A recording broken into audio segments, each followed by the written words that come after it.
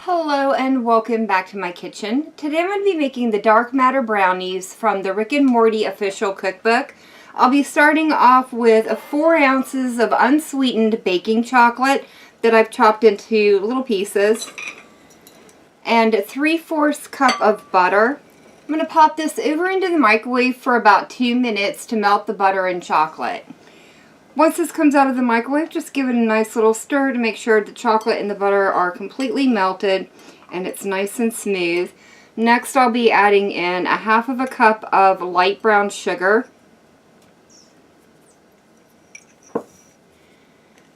And 1½ cups of white granulated sugar.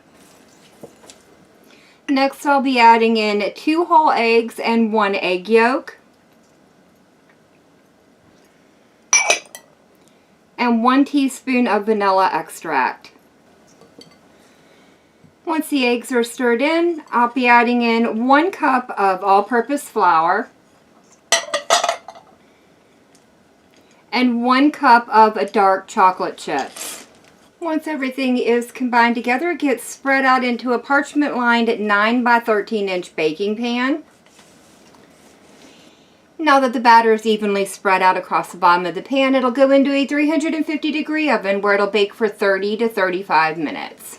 Once the brownies are done baking, they will need to start cooling down before we put the ganache topping on. But the recipe does say that you need to poke the top with a fork, put little holes all around it. I'm going to assume that this is so some of that ganache can sink down into the brownies as it's cooling. Quite tasty so far. Alright, let me go ahead and move on to the ganache topping. In here, I have 4 ounces of semi-sweet chocolate chips that I've gone ahead and chopped up. And I'll be adding in 2 tablespoons of heavy cream. I'll be popping this into the microwave for 1 minute to heat up that heavy cream and to help melt the chocolate.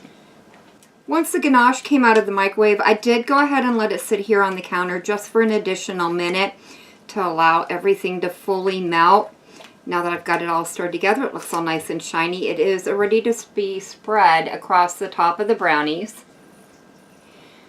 The last thing I'm going to be adding are a little bit of pink and green sprinkles. These are just a fun little decoration and are totally optional. You don't need to add those if you don't wish. But I think that looks very fun and festive. I'm going to set these over to the side until they completely come down to room temperature. The dark matter brownies have finally come down to room temperature. The chocolate ganache icing has set. And now all I have left to do is try them out, and I am very excited for them. Brownies are one of my favorite desserts.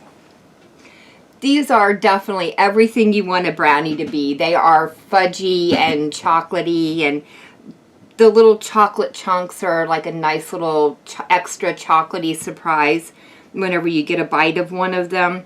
Overall, these are really good, though I think these are a little on the thin side. I do like my brownies a little bit thicker.